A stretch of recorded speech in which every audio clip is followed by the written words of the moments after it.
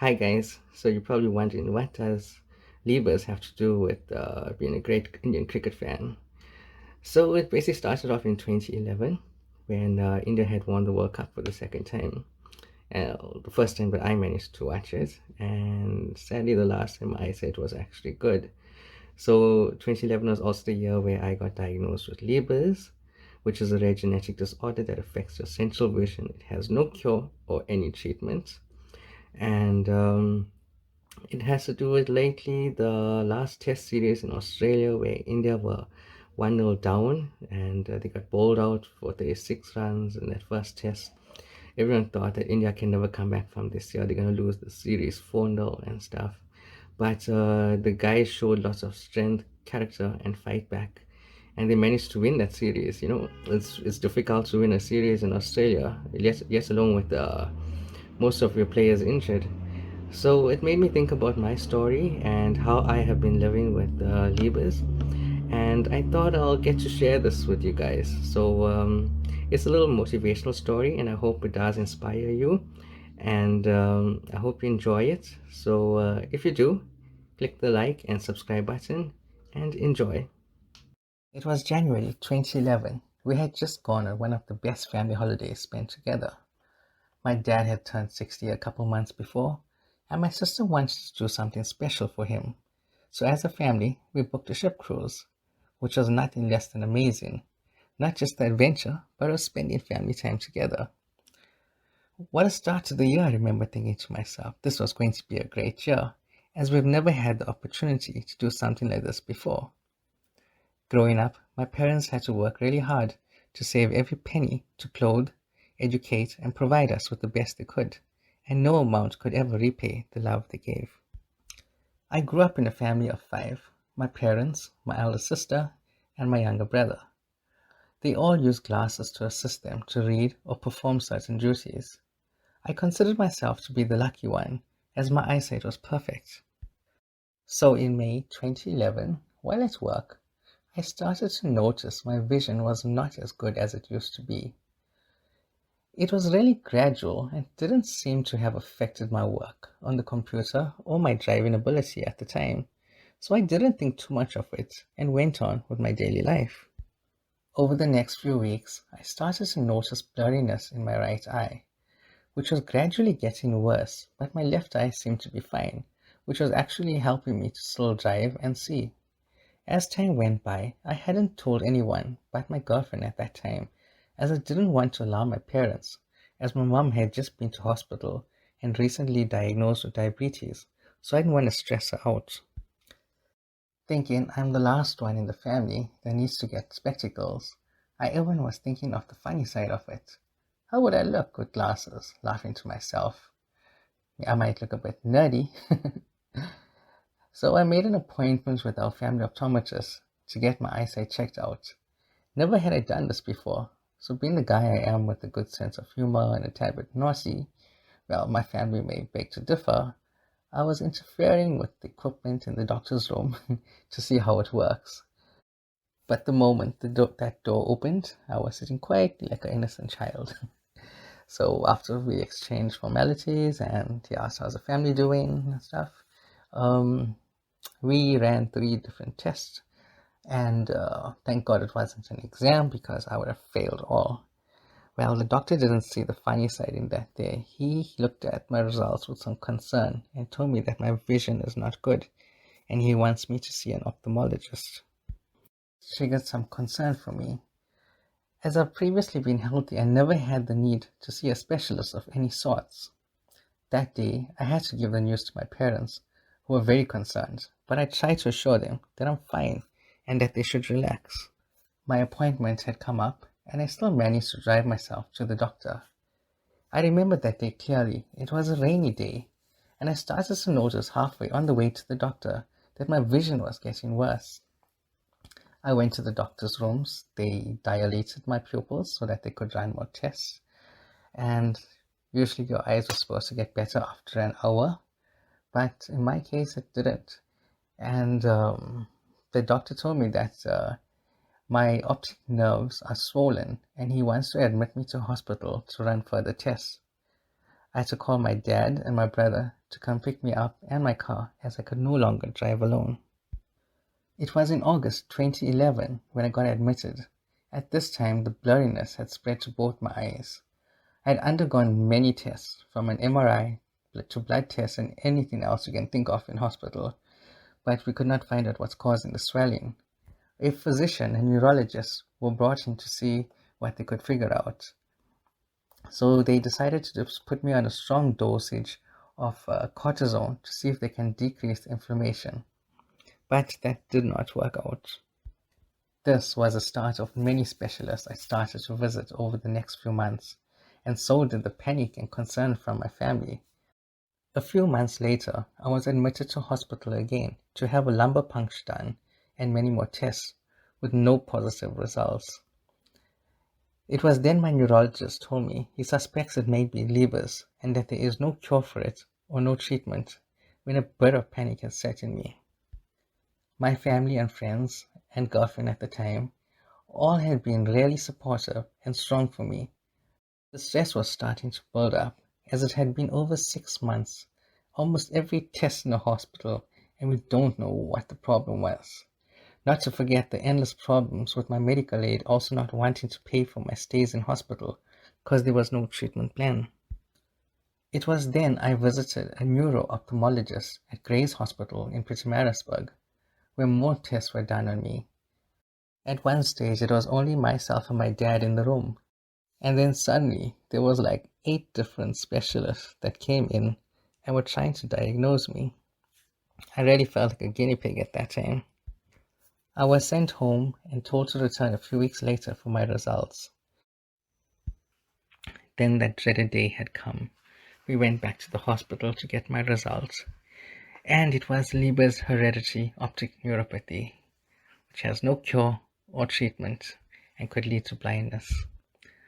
I felt a little sense of relief as we finally knew what was wrong with me, but I knew the rest of my life was never going to be the same again. I looked at my dad and I told him the results. My heart dropped and I saw his also did. But he was trying to be strong for me. I stood in the passageway for a few moments, trying to be brave, as my dad spoke to the doctors. We drove home that day and broke the news to my family. My mum was devastated, as any parents would be. And we had to be strong for her, as I watched her cry many times. I think she felt the blame was on her, as it's a maternal genetic disorder that females carry and males in the late 20s get affected by. With so much emotions around, I knew I had to be strong for her and assure her that it's not her fault and everything was going to be okay. It was then my brother, my sister, my friends, and everyone else decided to start researching in this disease and to see if there's any treatment. And when you realize the love that friends and family do provide during your hard times. At this time, I realized my life would never be the same. The next few months proved that, as I lost my independence, not being able to drive, watch TV, or use my cell phone anymore, or the computer, which led to me getting medically warded off from work. I tried to stay at work as long as I could, but the company didn't do as much as it could to assist me at work, like providing me with a large screen or specialized software. I was medically boarded ever since. I remember my last day. My heart was broken. I walked out. I didn't even say goodbye to anyone, as it was too painful. At the age of 30, I was now medically boarded off, with just a portion of my salary to support me, and was told I was not allowed to work any other job to try and supplement my income, as I would lose my allowance. Over the next few months, I went into depression, but didn't tell anyone, as I was trying to be strong. All this had started to take a strain on my relation with my girlfriend, and we ended up drifting apart, even though she did support me and help me a lot. But sadly, we did separate. I used to love playing sports and socializing with my friends, especially playing pool and cards. But now I couldn't see the cards anymore or the balls on the pool table, and didn't want to play anymore. It was really heartbreaking, and I even needed assistance walking downstairs or any unfamiliar area. I come from a very religious home, and needless to say, when we found out that there was no treatment, No cure. My family tried every prayer. I am a realist and believe in science, but I did try every prayer and fast I was asked to do with the hope of getting a result that my eyesight gets better. Even my doctor told me, just pray because they had no answer to this year. But trust me, after every fast and every prayer that failed, a little part of me died inside. But I never told my family this because I knew what they were doing was with good intentions and from their hearts. Eventually, I had to stop. I couldn't put myself through this pain and heartbreak anymore. After being prayed by priests of almost every religion background, I needed to take a step back. I said to myself, this is only destroying my spirit and hope every time there's a failure. At this time, I had not even taken the time to deal with what had happened to me, or even get the chance to find some closure, as I was trying to be strong for everyone around me. Typical macho man, I guess, eh? But this was building up inside me, and at times sleepless nights asking me, why? What did I do that was so wrong? Is this my karma for something that I've done? Have I hurt someone? Days turned into weeks, weeks turned into months, and now months turned into years. It's been 10 years that I've lost half of my youthful life. Watching everyone work, get promotions, buy new cars, houses, and getting married with kids, traveling the world. Don't get me wrong, this is not jealousy, it's pure happiness for those that are achieving this. My heart also desires to do well and find happiness. I know true happiness is when you find happiness within yourself. My happiness is my family, but you also long for a significant other. After being boarded off for so long and being confined to staying at home, you don't get to meet many people like how you used to when you're back in the working environment. So it's hard to meet someone new nowadays. Many people will tell you that don't worry, you will find someone that will love you for who you are. But trust me, it's not as easy. Girls do want to be treated like a queen, and I would love to do that, but it's a pity I can't drive them around and do certain things for them. Women also are looking for security in a man, and when you are not working anymore and you're partially blind, well, legally blind, that creates a big damper, and hence many of those relationships have failed. I've even tried social media, but that doesn't really work out, hey. Anyways, I decided there's only one thing I need to do. I need to enjoy my life. Make the most of every day. Do whatever makes you happy and not what others want you to do. I started doing this and building my own confidence and positivity. And yes, I did do some things that the doctors and others advised against. But now I have started to feel like a new person, getting brighter from within and not putting a fake smile for others to think that I'm happy, but I actually was starting to feel happy and good about myself. This takes me back to a day when I was encouraged to play pool again with my brother and our friends. I said no because I didn't want to embarrass myself, but they said, don't worry, we will help you do it, and don't worry what other people think. Those words could have been the words to trigger my positivity and was the start of my self-belief. I started to gain confidence and develop more social interaction. I ended up playing in a pool competition and ending up in the finals and even winning a golf competition, which was pretty cool considering that I'm legally blind. And I remember that day clearly. My friends actually gave me a special prize for the courage to go out there and, against all odds, get as far as I did. And that day I came home. Well, no one expected that I was going to win. And my dad asked me how did it go. And I remember that day I said, hey, it went okay, but I've got something else here. And I pulled out the trophy and I'm like, he was like, wow, what happened? I said, I won. And like nobody could believe what happened. I think they were more excited for me than I was. So it just goes to show if you put your mind to it and you be positive, you can do anything.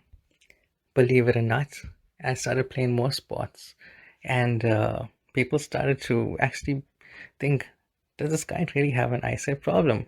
I started to beat people that actually have normal eyesight, which was pretty funny. But then you got those that actually said, no ways, he's lying. Well, I found the humor in it because I knew that I've got a problem, but I'm actually doing so well at the moment. During this time of positivity, my right eye started to develop a little spot in it, which allowed me to see perfectly clear through it.